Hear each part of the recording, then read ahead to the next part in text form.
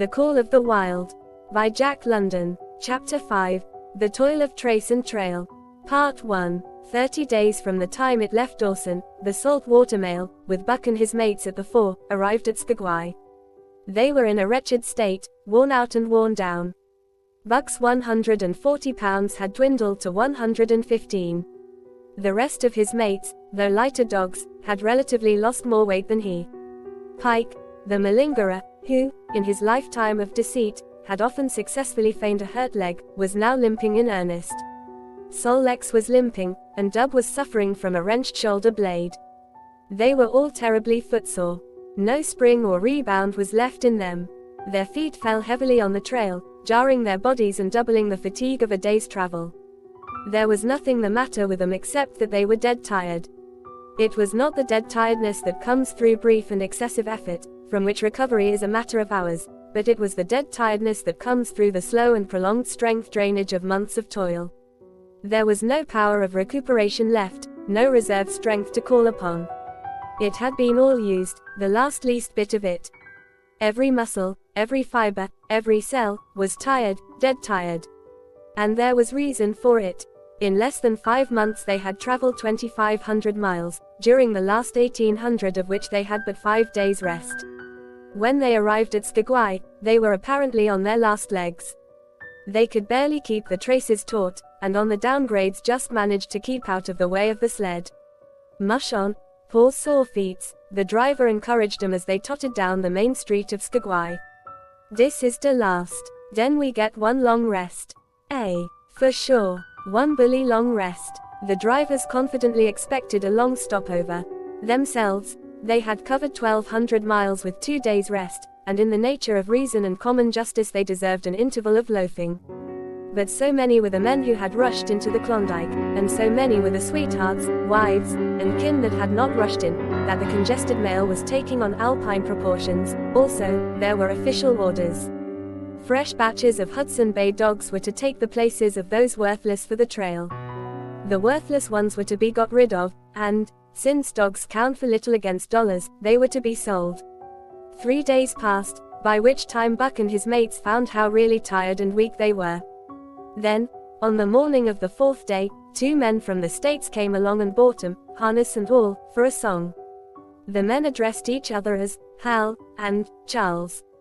Charles was a middle-aged, lightish-colored man, with weak and watery eyes and a mustache that twisted fiercely and vigorously up, giving the lie to the limply drooping lip it concealed.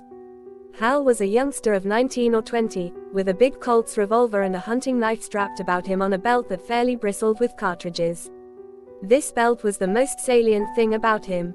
It advertised his callowness, a callowness sheer and unutterable.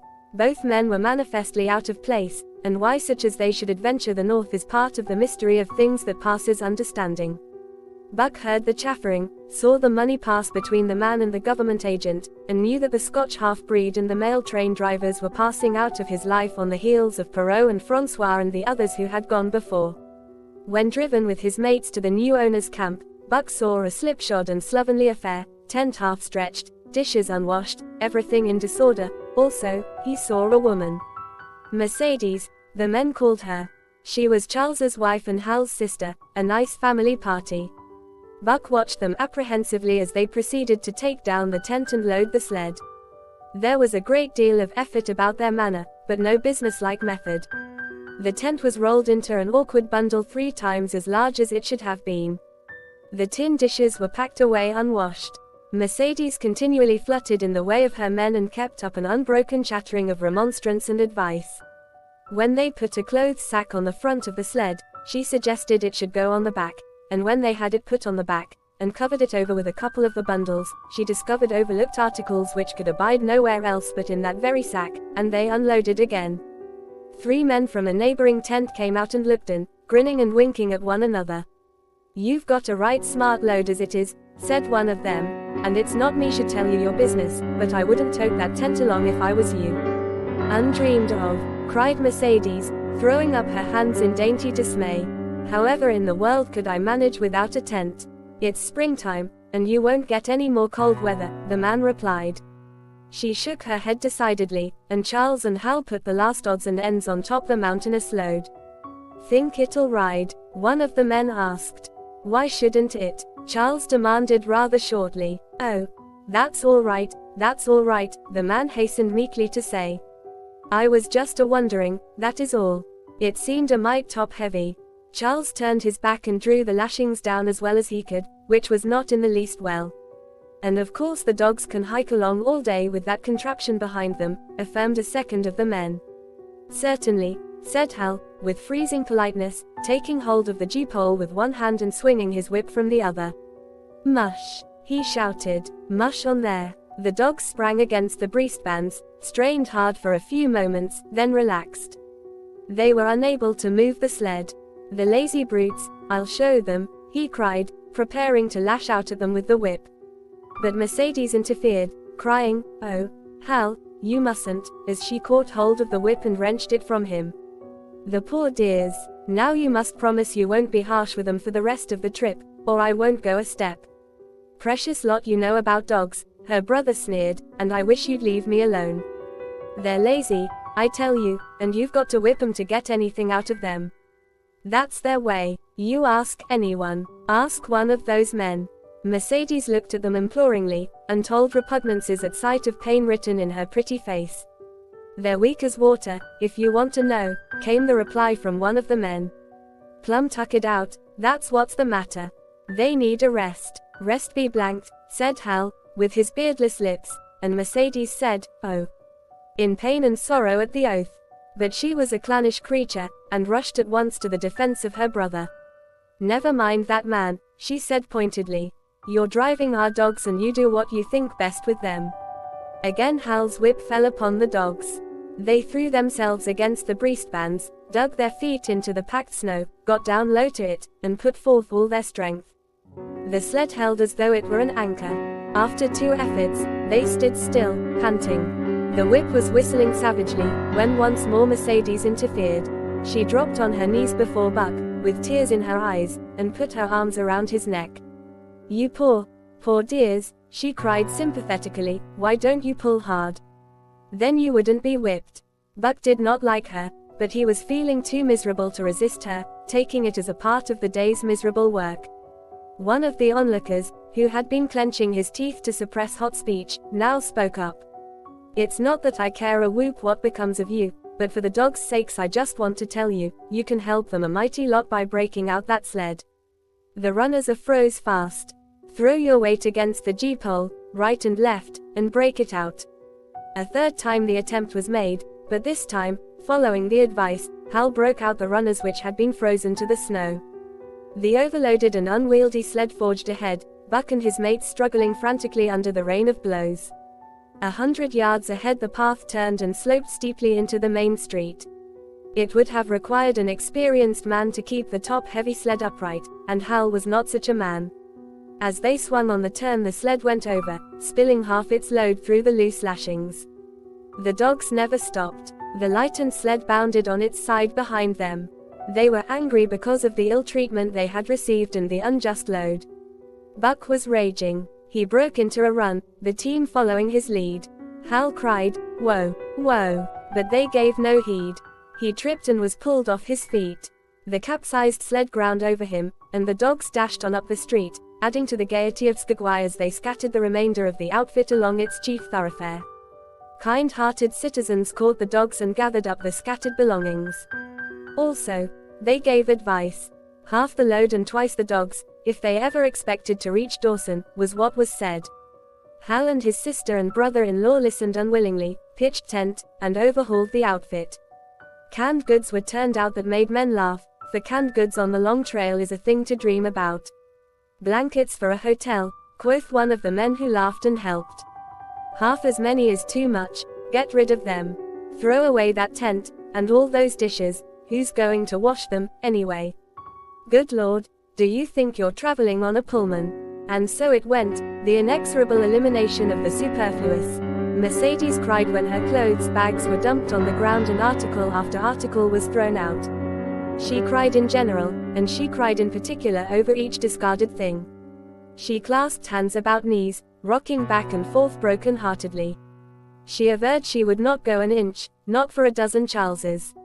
She appealed to everybody and to everything, finally wiping her eyes and proceeding to cast out even articles of apparel that were imperative necessaries. And in her zeal, when she had finished with her own, she attacked the belongings of her men and went through them like a tornado. This accomplished, the outfit, though cut in half, was still a formidable bulk. Charles and Hal went out in the evening and bought 6 outside dogs. They, added to the 6 of the original team, and Teek and Kuna, the Huskies obtained at the Rink Rapids on the record trip, brought the team up to 14.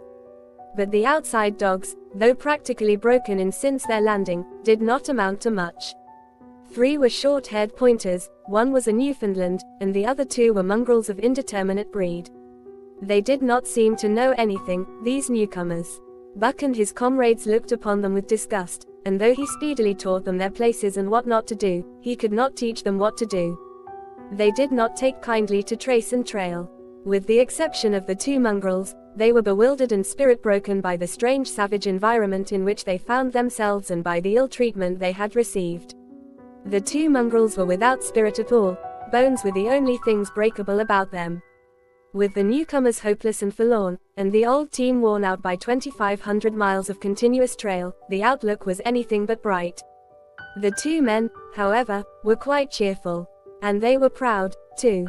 They were doing the thing in style, with 14 dogs. They had seen other sleds depart over the pass for Dawson, or come in from Dawson, but never had they seen a sled with so many as 14 dogs.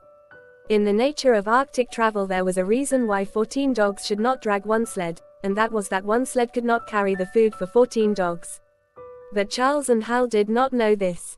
They had worked the trip out with a pencil, so much to a dog, so many dogs, and so many days, QED.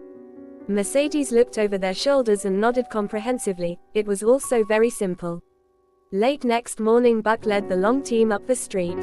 There was nothing lively about it, no snap or go in him and his fellows. They were starting dead weary. 4 times he had covered the distance between Saltwater and Dawson, and the knowledge that, jaded and tired, he was facing the same trail once more, made him bitter. His heart was not in the work, nor was the heart of any dog. The outsiders were timid and frightened, the insiders without confidence in their masters. Buck felt vaguely that there was no depending upon these 2 men and the woman. They did not know how to do anything, and as the days went by it became apparent that they could not learn. They were slack in all things, without order or discipline.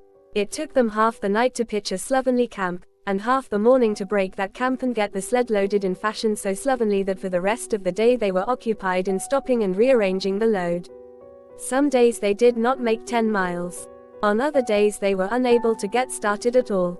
And on no day did they succeed in making more than half the distance used by the men as a basis in the dog food computation. The Call of the Wild. By Jack London. Chapter 5. The Toil of Trace and Trail.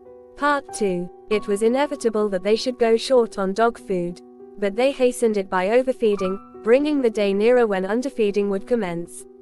The outsider dogs whose digestions had not been trained by chronic famine to make the most of little, had voracious appetites. And when, in addition to this, the worn-out huskies pulled weakly, Hal decided that the orthodox ration was too small. He doubled it, and to cap it all, when Mercedes, with tears in her pretty eyes and a quaver in her throat, could not cajole him into giving the dogs still more, she stole from the fish sacks and fed them slyly. But this was not food that Buck and the huskies needed, but rest. And though they were making poor time, the heavy load they dragged sapped their strength severely. Then came the underfeeding. Hal awoke one day to the fact that his dog food was half gone and the distance only quarter covered, further, that for love or money no additional dog food was to be obtained. So he cut down even the orthodox ration and tried to increase the day's travel. His sister and brother-in-law seconded him, but they were frustrated by their heavy outfit and their own incompetence. It was a simple matter to give the dogs less food, but it was impossible to make the dogs travel faster, while their own inability to get underway earlier in the morning prevented them from traveling longer hours. Not only did they not know how to work dogs, but they did not know how to work themselves. The first to go was Dub. Poor blundering thief that he was, always getting caught and punished, he had nonetheless been a faithful worker. His wrenched shoulder blade, untreated and unrested, went from bad to worse, till finally Hal shot him with the big Colt's revolver. It is a saying of the country that an outside dog starves to death on the ration of the husky, so the 6 outside dogs under Buck could do no less than die on half the ration of the husky. The Newfoundland went first, followed by the 3 short-haired pointers, the 2 mongrels hanging more grittily onto life, but going in the end. By this time all the amenities and gentleness of the Southland had fallen away from the 3 people. Shorn of its glamour and romance, Arctic travel became to them a reality too harsh for their manhood and womanhood. Mercedes ceased weeping over the dogs, being too occupied with weeping over herself and with quarreling with her husband and brother. To quarrel was the one thing they were never too weary to do. Their irritability arose out of their misery, increased with it, doubled upon it, outdistanced it. The wonderful patience of the trail which comes to men who toil hard and suffer sore, and remain sweet of speech and kindly, did not come to these 2 men and the woman. They had no inkling of such a patience. They were stiff and in pain, their muscles ached, their bones ached, their very hearts ached, and because of this they became sharp of speech, and hard words were first on their lips in the morning and last at night. Charles and Hal wrangled whenever Mercedes gave them a chance. It was the cherished belief of each that he did more than his share of the work, and neither forbore to speak this belief at every opportunity. Sometimes Mercedes sided with her husband, sometimes with her brother. The result was a beautiful and unending family quarrel. Starting from a dispute as to which should chop a few sticks for the fire, a dispute which concerned only Charles and Hal, presently would be lugged in the rest of the family, fathers, mothers, uncles, cousins, people thousands of miles away, and some of them dead. That Hal's views on art, or the sort of society plays his mother's brother wrote, should have anything to do with the chopping of a few sticks of firewood, passes comprehension. Nevertheless the quarrel was as likely to tend in that direction as in the direction of Charles's political prejudices. And that Charles's sister's tale-bearing tongue should be relevant to the building of a Yukon fire, was apparent only to Mercedes, who disburdened herself of copious opinions upon that topic, and incidentally upon a few other traits unpleasantly peculiar to her husband's family. In the meantime the fire remained unbuilt, the camp half-pitched, and the dogs unfed. Mercedes nursed a special grievance, the grievance of sex. She was pretty and soft, and had been chivalrously treated all her days. But the present treatment by her husband and brother was everything save chivalrous. It was her custom to be helpless. They complained, upon which impeachment of what to her was her most essential sex prerogative, she made their lives unendurable. She no longer considered the dogs, and because she was sore and tired, she persisted in riding in the sled. She was pretty and soft, but she weighed 120 pounds, a lusty last straw to the load dragged by the weak and starving animals. She rode for days, till they fell in the traces and the sled stood still. Charles and Hal begged her to get off and walk, pleaded with her, entreated, the while she wept and importuned heaven with a recital of their brutality. On one occasion they took her off the sled by main strength. They never did it again. She let her legs go limp like a spoiled child, and sat down on the trail. They went on their way, but she did not move. After they had traveled 3 miles they unloaded the sled, came back for her, and by main strength put her on the sled again. In the excess of their own misery they were callous to the suffering of their animals. Hal's theory, which he practiced on others, was that one must get hardened. He had started out preaching it to his sister and brother-in-law. Failing there, he hammered it into the dogs with a club. At the 5 Fingers the dog food gave out, and a toothless old squaw offered to trade him a few pounds of frozen horsehide for the Colt's revolver that kept the big hunting knife company at Hal's hip. A poor substitute for food was this hide, just as it had been stripped from the starved horses of the cattlemen 6 months back. In its frozen state it was more like strips of galvanized iron, and when a dog wrestled it into his stomach, it thawed into thin and unnutritious leathery strings and into a mass of short hair, irritating and indigestible. And through it all Buck staggered along at the head of the team as in a nightmare. He pulled when he could. When he could no longer pull, he fell down and remained down till blows from whip or club drove him to his feet again. All the stiffness and gloss had gone out of his beautiful furry coat. The hair hung down, limp and draggled, or matted with dried blood where Hal's club had bruised him. His muscles had wasted away to knotty strings, and the flesh pads had disappeared, so that each rib and every bone in his frame were outlined cleanly through the loose hide that was wrinkled in folds of emptiness. It was heartbreaking, only Buck's heart was unbreakable. The man in the red sweater had proved that. As it was with Buck, so was it with his mates. They were perambulating skeletons. There were 7 altogether, including him. In their very great misery they had become insensible to the bite of the lash or the bruise of the club. The pain of the beating was dull and distant, just as the things their eyes saw and their ears heard seemed dull and distant. They were not half living, or quarter living. They were simply so many bags of bones in which sparks of life fluttered faintly. When a halt was made, they dropped down in the traces like dead dogs, and the spark dimmed and paled and seemed to go out. And when the club or whip fell upon them, the spark fluttered feebly up, and they tottered to their feet and staggered on. There came a day when Billy, the good-natured, fell and could not rise. Hal had traded off his revolver, so he took the axe and knocked Billy on the head as he lay in the traces, then cut the carcass out of the harness and dragged it to one side. Buck saw, and his mates saw, and they knew that this thing was very close to them.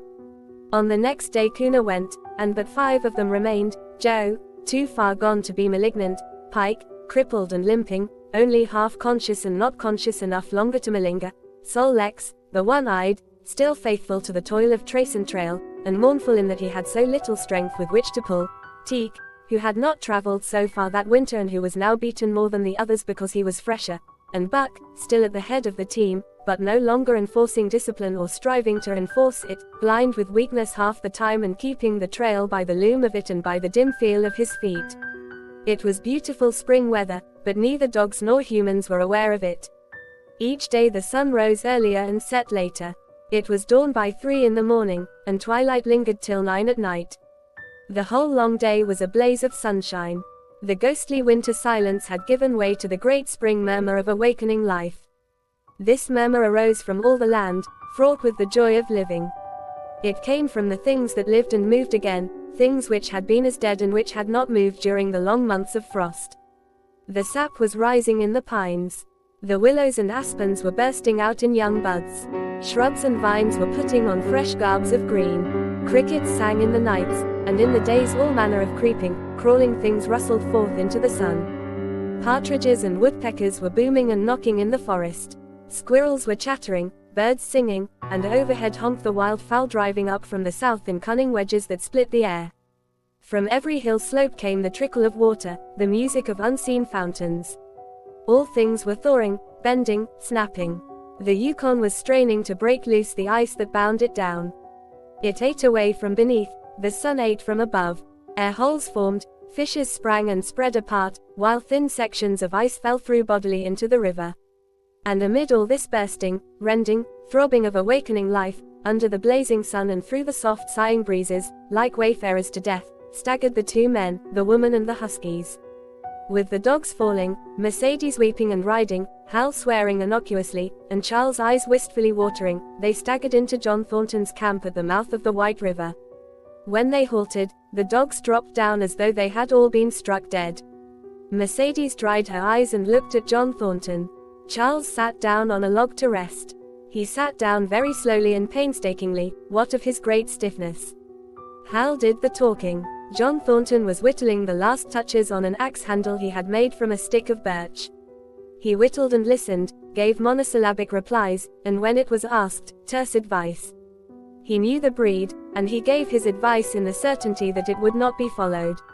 They told us up above that the bottom was dropping out of the trail and that the best thing for us to do was to lay over, Hal said in response to Thornton's warning to take no more chances on the rotten ice.